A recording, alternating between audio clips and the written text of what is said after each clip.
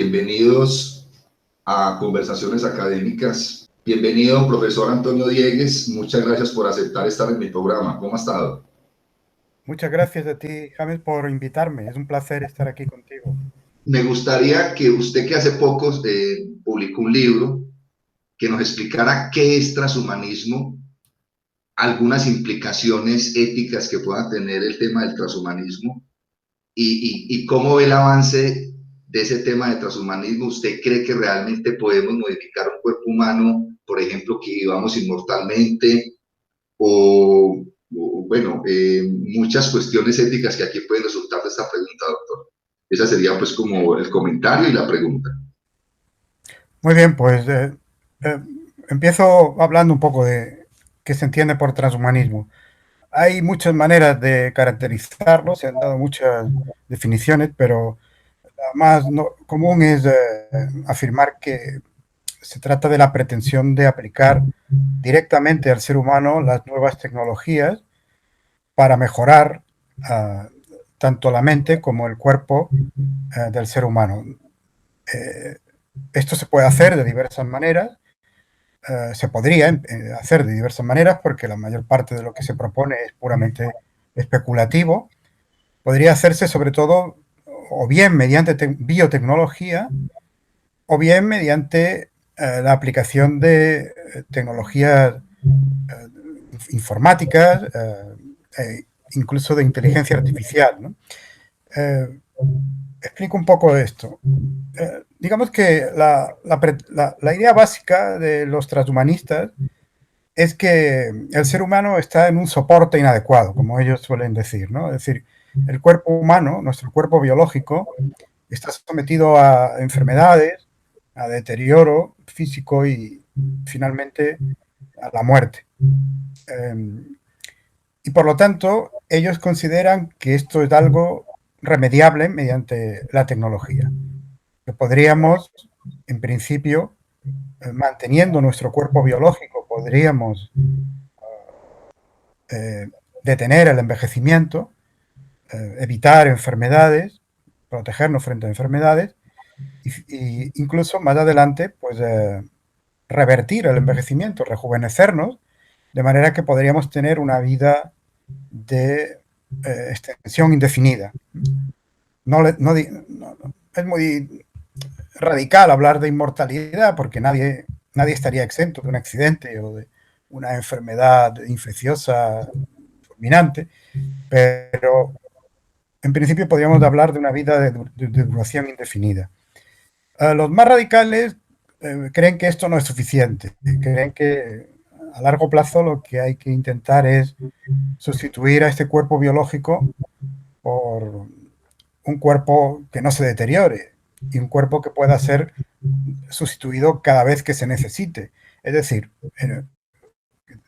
volcar nuestra mente en una máquina, de manera que nuestra mente quede finalmente alojada en máquinas y estas puedan ser sustituidas con el tiempo e incluso mejoradas. Eh, la, la visión que el transhumanismo da del ser humano, digamos que tiene raíces muy antiguas, están ya en el gnosticismo, en el viejo gnosticismo, ¿no?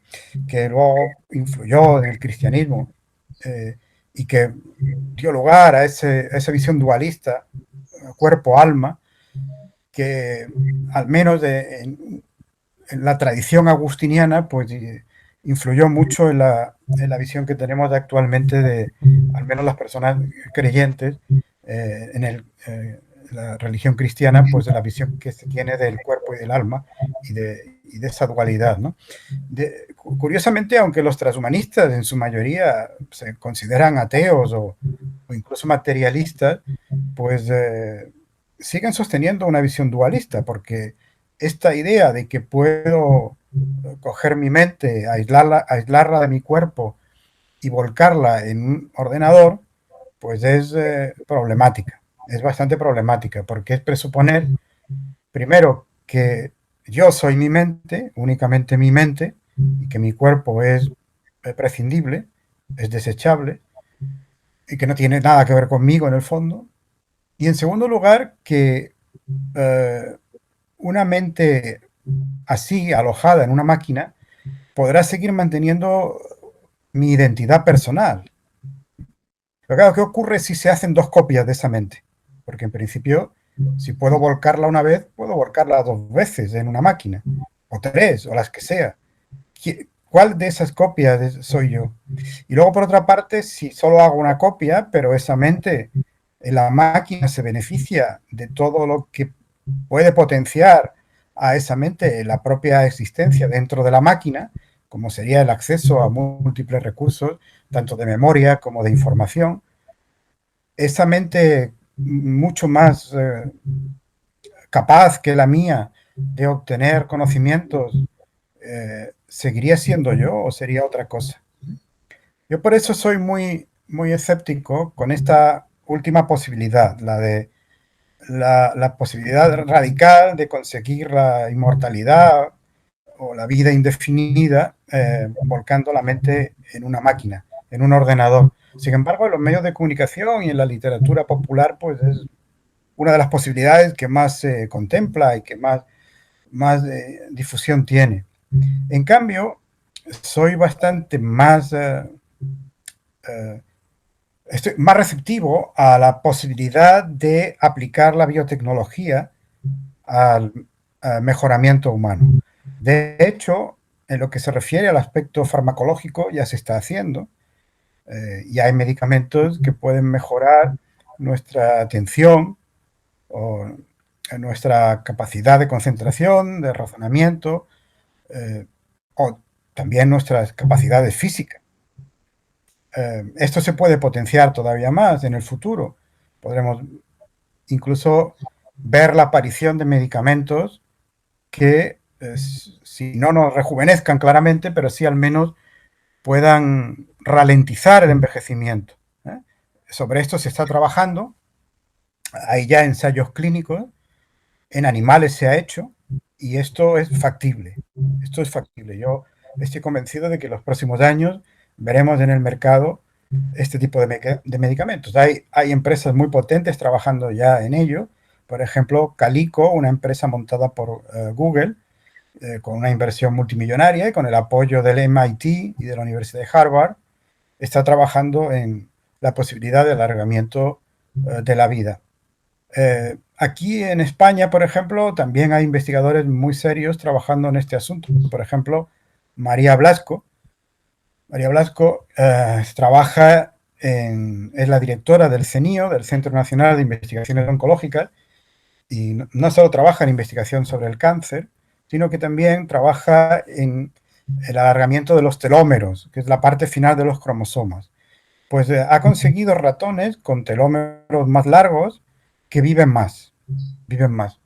Por lo tanto, puesto que esto se puede conseguir en ratones, cabe la posibilidad de que en un futuro, no sé si muy cercano o más lejano, se pueda conseguir también en seres humanos. Más fácil es la posibilidad previa que he mencionado, que es la del uso de medicamentos, y que esa, como digo, está ya en ensayos clínicos, hay ya algunos medicamentos probándose. Esta posibilidad de biomejoramiento mediante medicamentos, yo la veo factible y creo que se va a tener a la mano de una forma bastante notable en los próximos años.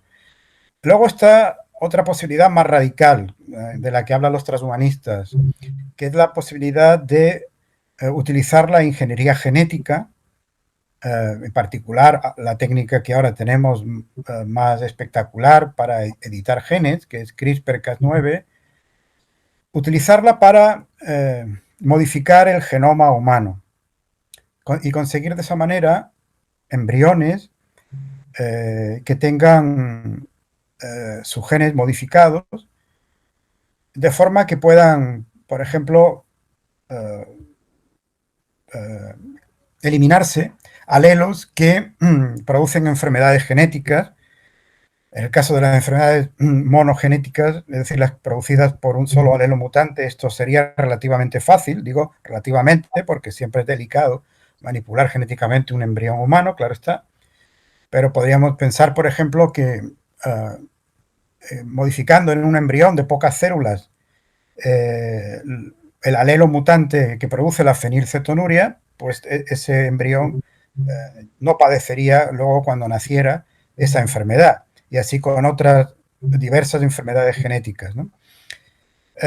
Esto quizás no generaría demasiada controversia, aunque hay quien se opone frontalmente a tocar un embrión humano y a modificar lo que se llama la línea germinal. Es decir, no hay ningún problema ético, al menos, en fin, entre personas sensatas, en modificar los genes de nuestras células somáticas en las terapias génicas. Por ejemplo, si hay una persona que padece una enfermedad genética, y podemos utilizar una terapia génica para modificar los genes que le producen esa enfermedad en sus células, en las células de su cuerpo, en principio no hay ningún problema ético, porque además cualquier problema que hubiera en la modificación de esos genes no pasaría a la descendencia, puesto que se trata de las células de su propio cuerpo.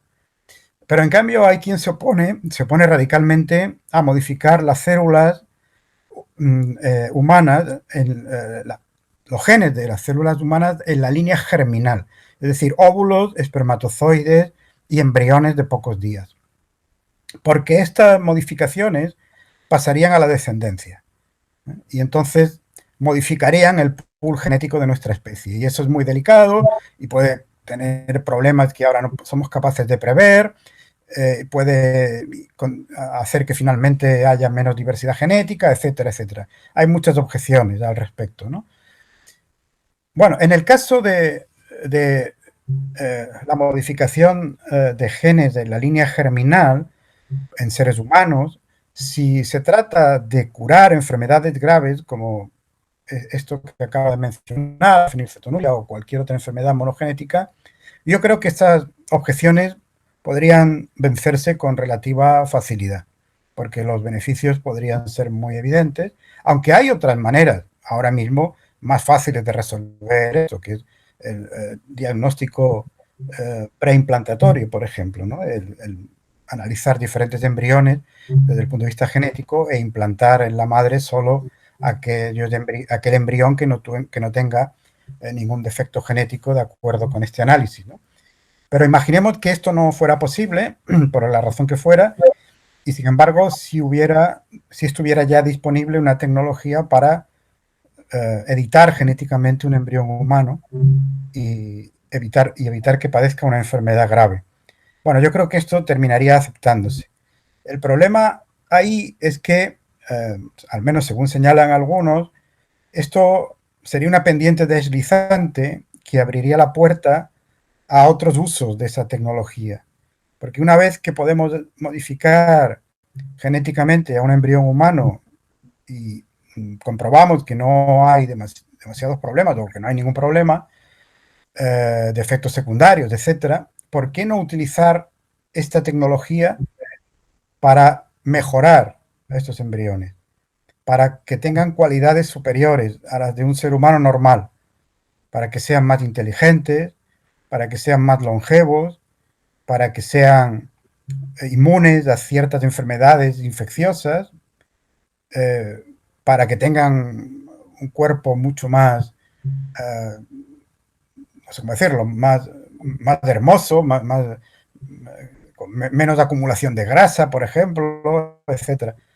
Esto sería una tentación muy fuerte, ¿no? Y esto nos llevaría al biomejoramiento humano. Y yo creo que esta posibilidad sí es más real, y sobre ella hay que ir pensando, porque es muy posible que en las próximas décadas nos enfrentemos a casos así. He sabido que el año 2018 un científico chino, He Jiankui, lo hizo con dos niñas gemelas, a las que manipuló genéticamente en fase embrionaria para intentar que fueran inmunes al virus del SIDA, porque su padre estaba infectado por ese virus, e implantó esos embriones y consiguió que nacieran. Consiguió que nacieran dos niñas que serían, digamos, las primeras niñas, los primeros seres humanos genéticamente modificados, genéticamente mejorados.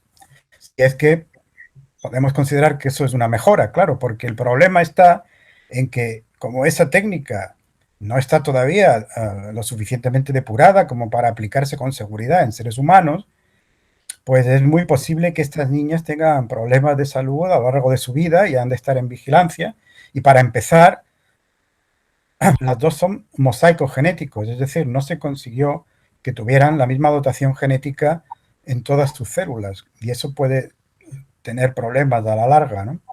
Es decir, que esto ya se ha hecho, lo de manipular genéticamente a seres humanos en la línea germinal, fue condenado unánimemente por la comunidad científica, pero curiosamente la condena fue porque se había hecho de una forma precipitada y con una técnica que no estaba suficientemente garantizada. En cambio, no hubo, digamos, reparos especiales en que esto se pudiera hacer en el futuro, cuando la técnica esté mucho mejor desarrollada mediante ensayos en animales, etcétera. Por lo tanto, esa posibilidad se va a abrir tarde o temprano y conviene pensar seriamente sobre ella.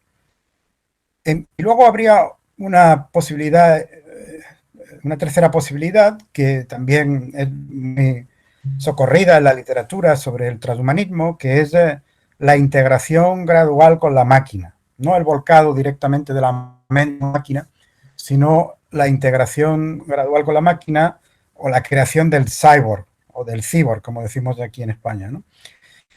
Pues esto está avanzando. Hay personas que tienen prótesis biónicas de extremidades que han perdido, brazos, piernas, etcétera, y van funcionando cada vez mejor. Todavía los avances son lentos, pero se van produciendo. Y digamos que el reto ahí está en conseguir una conexión cada vez mejor con el tejido nervioso, porque el problema es que cualquier conexión directa con el tejido nervioso, con la corteza cerebral fundamentalmente, pues puede producir hemorragia, termina produciendo un tejido calloso que vuelve inefectiva esa conexión. Y luego está el problema de la traducción del modo en que funcionan nuestras neuronas al lenguaje de una máquina, al lenguaje de un ordenador, al lenguaje binario, ¿no? El lenguaje bioquímico del cerebro es mucho más complejo. Pero en fin, hay algoritmos que ya permiten al menos una traducción rudimentaria de esos dos lenguajes y por lo tanto permiten que estas conexiones empiecen a funcionar. Hay ya personas con chips implantados en el cerebro para mejorar síntomas del Parkinson, por ejemplo, pero lo que está muy lejos por ahora es conseguir implantar chips en el cerebro que mejoren nuestra memoria o que sirvan para almacenar conocimientos, por ejemplo, para aprender un idioma, como se sugiere en la película Matrix, ¿no? O para adquirir conocimientos rápidos de cualquier tema, insertando únicamente el chip. Eso por el momento es ciencia ficción. Es ciencia ficción. La empresa que está trabajando con más inversión, hasta donde yo sé, en una conexión, digamos, avanzada entre el cerebro y la máquina, es la empresa creada por Elon Musk, Neuralink. Neuralink está en la investigación de una conexión cada vez más fluida entre el cerebro y la máquina. Y ha obtenido algunos avances, pero insisto que estos avances son muchas veces más lentos de lo que la publicidad de estas empresas nos dice, porque esta interfaz cerebro-máquina es más complicada de lo que parece. Yo hay veces me pongo a pensar que nosotros los seres humanos bueno, esto es muy controvertido lo que voy a decir acá, o nosotros inventamos a los dioses o los dioses nos hicieron. Bueno, yo hay veces me voy más por la primera, porque en la historia de la humanidad han existido miles de dioses, miles de dioses.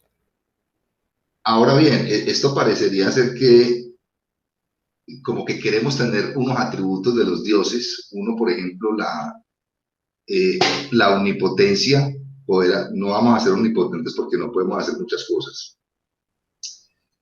Y el otro sería la omnisciencia, y yo pienso que en la raíz, hay una raíz como también religiosa en el tema, por lo menos en muchas cosas de que nos habló del transhumanismo, porque usted nos decía que hay como distintos niveles, hay el transhumanismo como más radical que otros, es el tema de la inmortalidad. Es decir, a mí no me, personalmente le digo, doctor, pues a mí no me gustaría ser inmortal, porque es que es prácticamente usted nunca va a morir. Si usted lo analiza filosóficamente, es decir, si usted analiza a profundidad con argumentos el tema de la inmortalidad, es que usted nunca va a morir.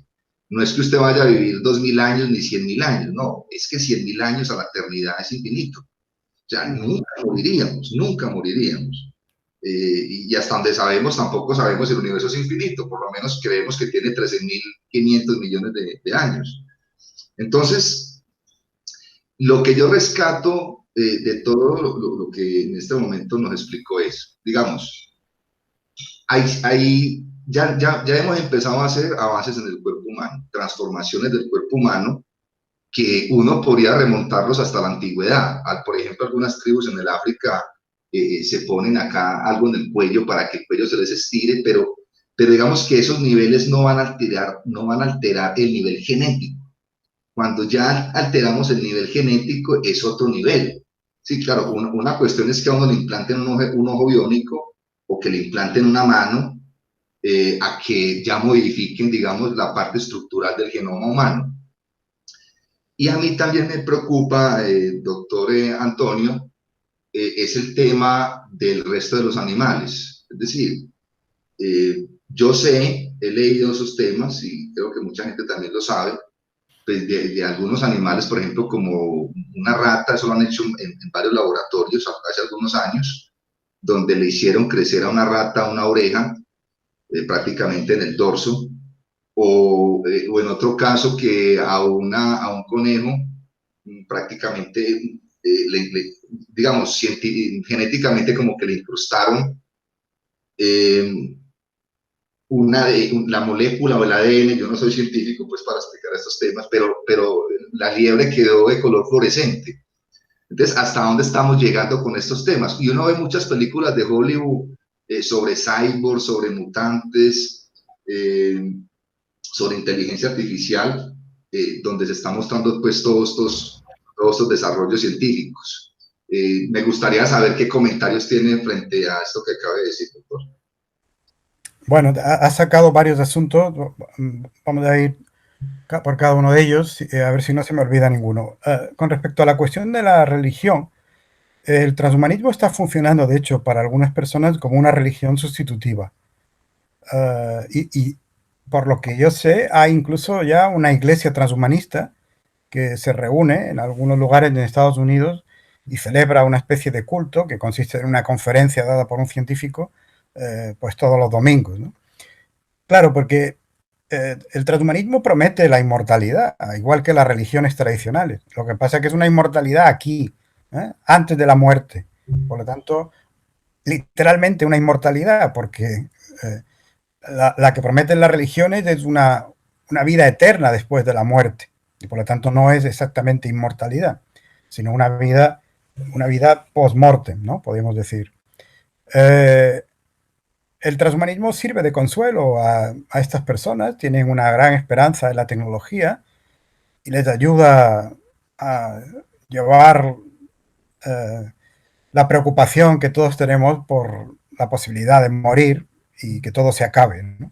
Bueno, en ese sentido, pues allá cada cual con sus creencias, ¿no? Eh, Tan respetable es de tomar esto como una religión como es cualquier otra religión. Es decir, que si alguien está convencido de que puede ser real y eso le proporciona consuelo, yo no tengo nada más que añadir. Lo que pasa es que a mí me parece que es apostar por una carta poco probable, porque conseguir la inmortalidad, como tú mismo has señalado en tu pregunta, es bastante complicado, entre otras cosas porque si el universo tiene un final, pues aunque estemos alojados en una máquina, digamos que el aumento de la entropía terminará afectando a todo el universo, incluyendo a la máquina en la que estemos alojados.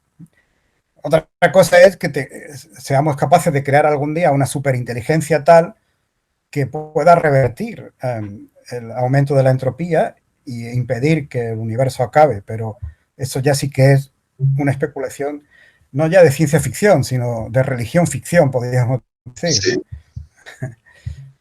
Por lo tanto, bueno, ese aspecto del transhumanismo es interesante, pero eso es una cuestión, digamos, más de tipo sociológico que filosófico, en mi opinión, ¿no?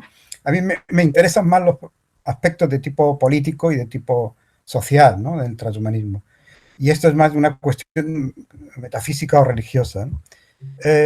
Luego señalabas lo de el deseo de inmortalidad o el poco deseo de inmortalidad que tenemos algunos, ¿no? Yo comparto tu visión, es decir, y según las encuestas, la mayor parte de las personas comparten esa visión. Si se les pregunta si quieren ser inmortales, la mayoría de las personas dicen que no quieren ser inmortales, que no querrían vivir para siempre. No olvidemos que la inmortalidad en la mitología griega a veces era un castigo, un castigo de los dioses, ¿sí? Más que un premio. Los dioses sí eran inmortales, pero los humanos somos mortales y, y, y la inmortalidad para un humano podía ser un castigo, como en el mito de Titonio, por ejemplo. Sin embargo, paradójicamente, si a una persona se le pregunta eh, si querría vivir un día más o un año más, la, la casi totalidad de las personas dicen que sí.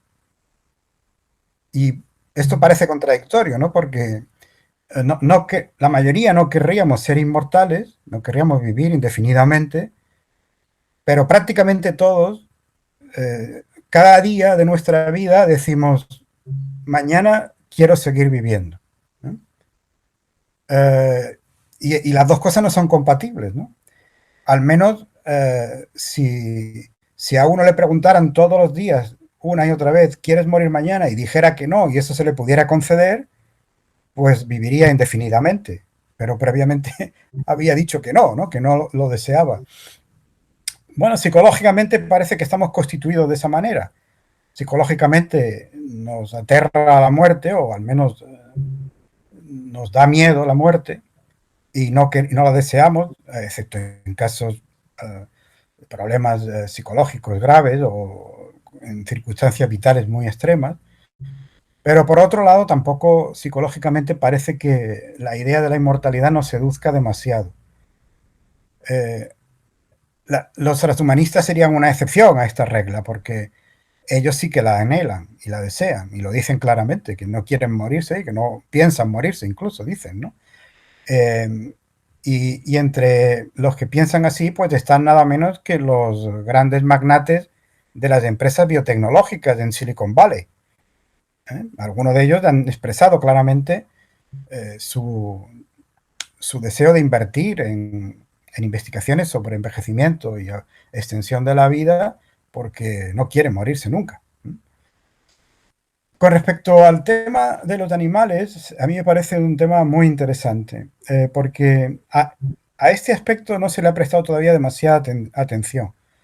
Se le ha prestado mucha atención a las cuestiones de ética animal, a las cuestiones del trato que le damos a los animales en experimentación, o incluso en granjas, etcétera, pero no tanto al modo en que la biotecnología puede modificar a esos animales.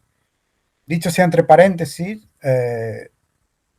los requisitos para experimentar con animales son hoy día muy estrictos, de manera que los científicos, cuando realizan experimentación con animales, tienen que justificar claramente que no han podido hacer este experimento sin recurrir a animales, y siempre se procura que el modelo animal elegido pues sea eh, lo más alejado posible de un animal con un cierto grado de conciencia. Por ejemplo, se prefiere ratones a chimpancés o a primates, ¿no?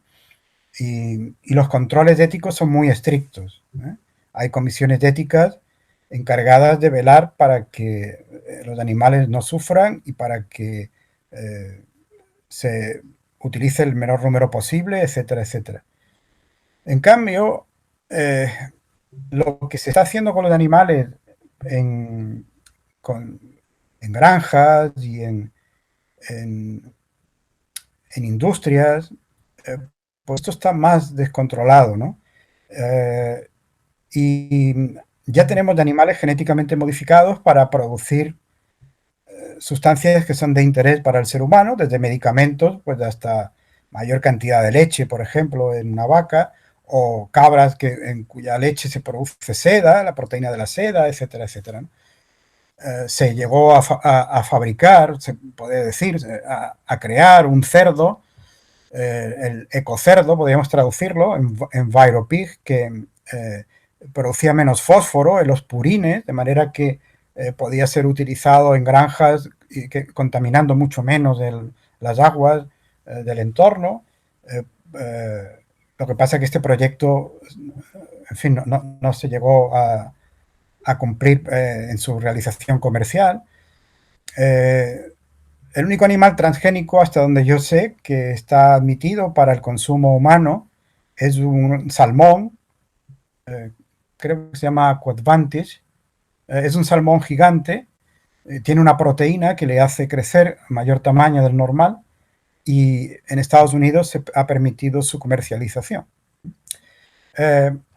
Tenemos ya, por lo tanto, animales transgénicos y el futuro abre posibilidades espectaculares al respecto. Cabe imaginar, por ejemplo, mascotas más longevas. Esto ya lo ofrece, esta posibilidad la ofrece ya el catedrático de ética de la Universidad de Harvard, George Church, que ha montado una empresa junto con algunos colegas para alargar la vida de mascotas. Pero pensemos en mascotas hipoalergénicas, mascotas manipuladas genéticamente para que no produzcan alergias. O pensemos en mascotas que sean quimeras entre dos especies de animales. Mascotas que sean una mezcla de gato y perro, por ejemplo. Pensemos también en la posibilidad, en la que se está trabajando ya, de animales que tengan ADN humano, células con ADN humano. Se está trabajando en cerdos que pueden tener ADN humano en ciertos órganos para permitir el trasplante de estos órganos, lo que se llaman xenotrasplantes. Por ejemplo, crear un cerdo que tenga el páncreas con ADN humano, de manera que cuando ese cerdo crezca, pues se pueda extirpar ese páncreas, implantar en un ser humano sin que se produzca un rechazo inmunitario. Tendríamos ahí una fuente de órganos muy importante. Y en eso se está trabajando también.